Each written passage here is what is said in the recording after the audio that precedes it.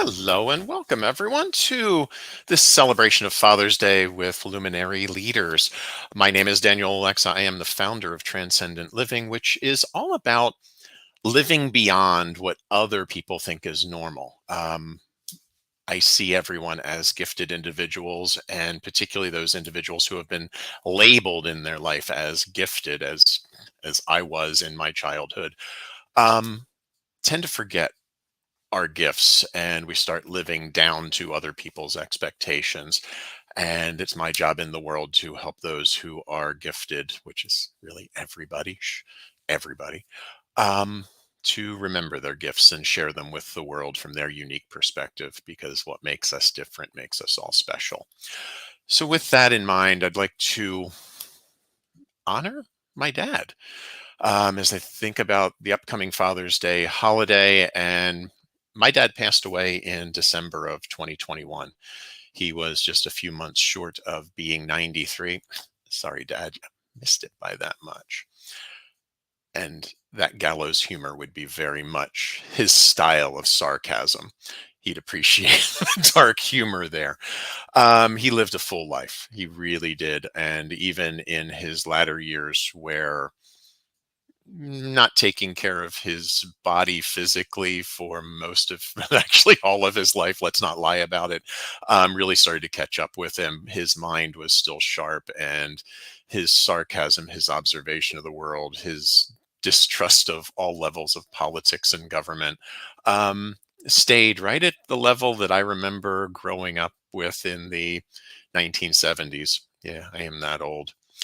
um, and I think about the times that he experienced in growing up, and you know, who do we become, and how do we become the people that we are in this life, and who are our initial influences?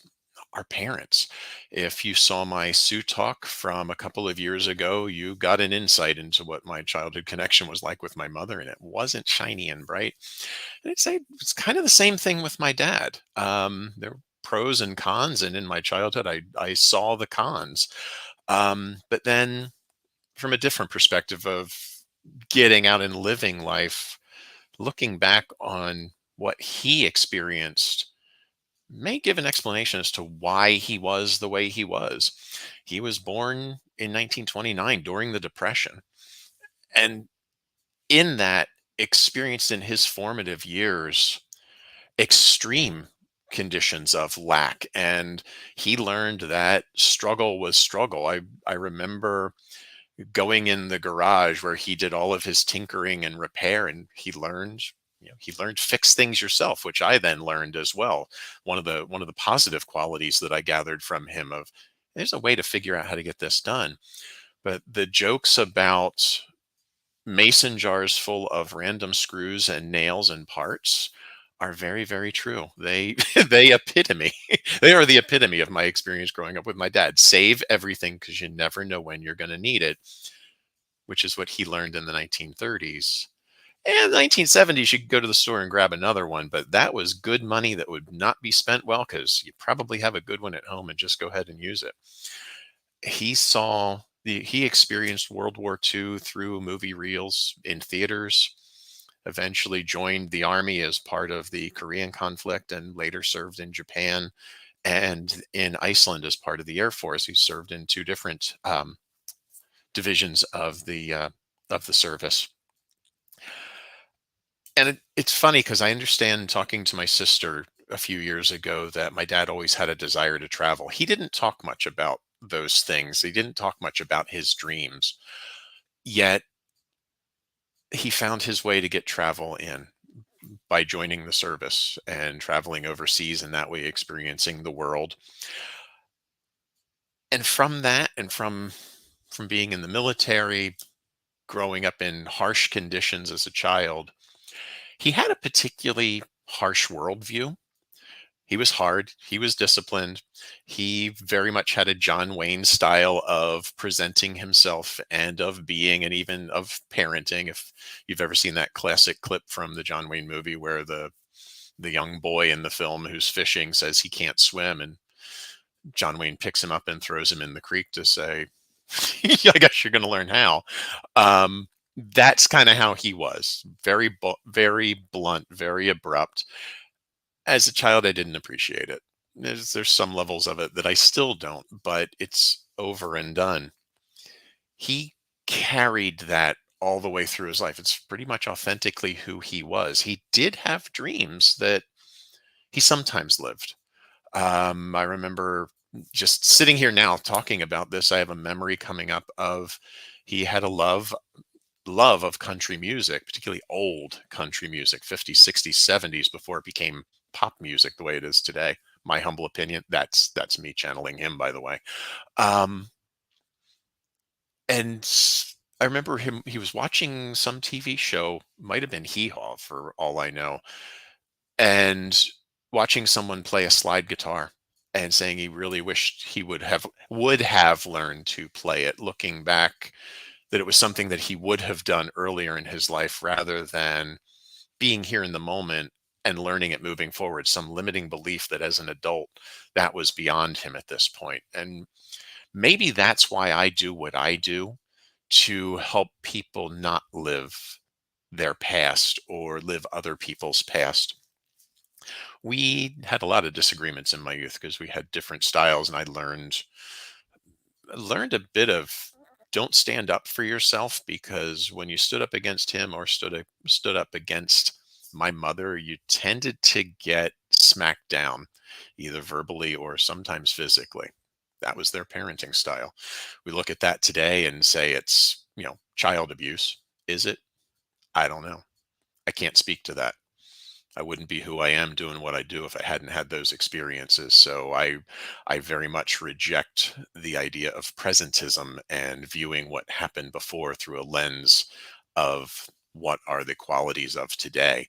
And for anyone who judges the past based on the lens of today, I sincerely hope that the all of our descendants in 20, 30, 40, 50, 60, 70 years look, or even back 200 years, look back on us in a much kinder lens than what we look back on prior generations with. For the most part, it is what it was. It was what it was.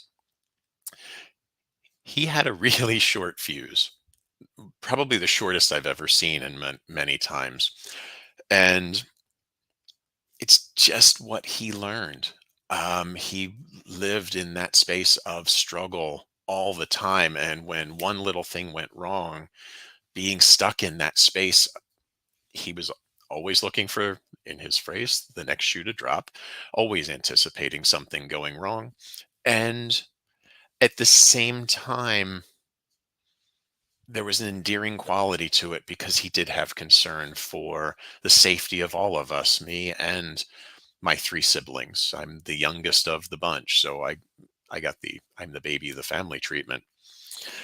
One of my favorite stories and memories about him, looking back, I can find the humor in it now. And the night that it happened, it was really harsh. And if I have ever in my life experienced an absolute vacuum of empathy, it was this night. I was living in Harrisburg, Pennsylvania at the time. And this would have been in the early 90s, most likely 90, 91. And the apartment that I lived on was on a hillside, beautiful view. And as the road came up from Route 322 to wind to that apartment building, there was a bit of a cliff's edge that was about 40 feet. That was the back lot. The base of it was the back lot of a trucking company. And one night I had driven my car home, and I had to park out close to the road. As the parking lot for that building sloped into the building, it got flatter and flatter, but all the other residents were already home. I had to park out close to the road where it was a little more slope, and got out of my car, began walking into my apartment, and I hear gravel crunching. As I turned and looked, I saw my car rolling backwards. I screamed and ran, got behind it. Total reaction. Probably not the smartest thing to get behind a rolling car, but in my defense, it wasn't going fast yet. Pushed, was able to hold it. I'm screaming for help. No one can hear me. And I eventually have the realization it's either going to run me over or I'm going to let it go. And I decided to let it go. The next few moments become even funnier as it begins to roll and I'm running alongside of it. There was a huge oak tree that was part of that twisty road. I see the car rolling toward the oak tree and I'm screaming, "No!" Well, it missed the oak tree by about that much. Had it managed to hit the tree, probably could have salvaged the car. Instead, it rolled toward the cliff edge and rolled off of the cliff, crashing 40 feet below where it rested for the rest of the night and another day in the back lot of that trucking company. You can imagine, I was in shock. I walked into the house stunned, picked up the phone, called my parents, and at the time, my mom answered the phone. My dad was busy doing something else at that moment, and I'm like, I really need to talk to dad right now. She warned me he had something else going on, and eventually put him on the phone. And waveringly said, my car just rolled off the cliff. And his response, it is supremely Mr. George Olexa, was, "What are you bothering me with this for? I have problems of my own to worry about." Promptly shut the entire conversation down and left me feeling in a vacuum and void of being totally alone in that moment. Yet that was him. I'm not sure what I really expected. I maybe should have known a little bit better and expected a little differently, but it's just who he was. In years since, I've come to peace with that he was just who he was. And he only knew what he knew. He was living from his life experiences, carrying them 30, 40 years into the future that, as I said, in the 1970s, the level of lack that existed in his youth in the 1930s didn't exist anymore, but he was still living in that way and indoctrinating a lot of that experience into us. And once I learned to live beyond that, that no longer live his experience of the world, but really create my own experience of the world, is when I started to develop my freedom to live for me. Later in his life, after my mom died in 95, he did remarry and he became a different person in that second marriage. He lightened up a lot, became more lively and really enjoyed. My parents, my parents, most likely should have been divorced within a year or two of getting married, way back in the 30, way back in the 40s or 50s. But they were married in an era where you just stayed and you put up with it. You made a commitment, you stick with it. When she passed, he found a new relationship, got married, and they had many years together before they both ultimately uh, passed on. But he was a very different person, enjoyed life a little bit more, had more sense of fun, did more traveling. And that's the man I tend to remember now. It was a huge shock to see this pivot in him. But that's also part of his journey in recognizing that he was no longer the same person that I grew up with, and how important it is for me to recognize that, both for me and for him, to allow him to move on from who I knew him to be and the perceived mistakes that I made, that I sensed him making in my life and how he treated me and others. That was who he was in the moment based on what he had experienced up to that point in his life. And as I've said before in this, it's just who he was. No, no apologies for it, because there aren't any apologies for it for any of us. We all choose our parents. That's a spiritual belief that I come from, that before we come into this physical incarnation, we sign a contract out there somewhere and we choose both what we're going to do in this life and what obstacles that we put in our way. Our parents that we choose could be part of either or both of those elements of that contract. I chose the ones that would challenge my dreams. And on that level, I chose well. I had an experience a couple years ago in Peru doing ayahuasca on a healing journey, where the initial level of it was me experiencing my parents and screaming at them in rage, and in the visual, in the experience, of how, what horrible human beings they were. And once I released all of that emotional venom that had been pent up for years, and also included in the purging of the ayahuasca. Once that was released, I suddenly realized that I could not be who I am without them being exactly who they were. And they could not be who they were without their parents being exactly who they were. So from one to two to four, on back many generations, we are each the experience of those who came before, and we each have an experience right here, right now, to make a difference of how we want to live our lives, not based on the lack or the challenges that others faced before us.